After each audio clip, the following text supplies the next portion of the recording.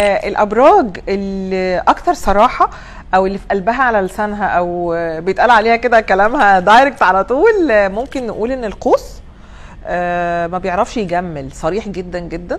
وممكن نلاقي كمان الجوزاء عفوي جدا وممكن يقول اي حاجه تخطر على باله، وخصوصا في وقت العصبيه.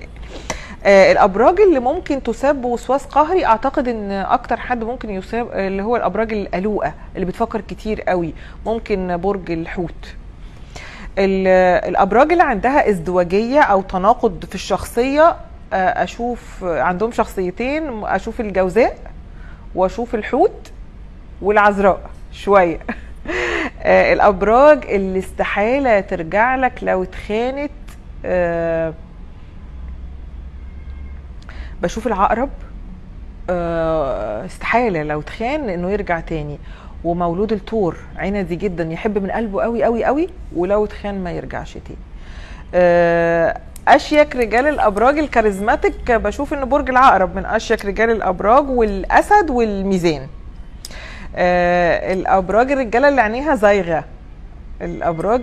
عينيها زايغه، بشوف ان القوس لو هنرتبهم، اول واحد مولود القوس، تاني واحد العقرب، تالت واحد الاسد، رابع واحد الميزان، وكفايه كده. نطلعهم كلهم. الابراج اللي عرضه للصدمات، ابراج الحساسه قوي، يعني ممكن نلاقي ان السرطان، ممكن نلاقي الحوت ممكن عرضه للصدمات. لا، هم السرطان والحوت اكتر الابراج الحساسه.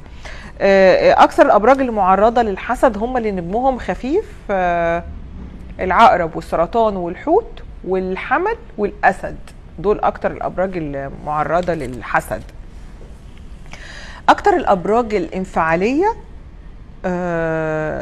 القوس والحمل.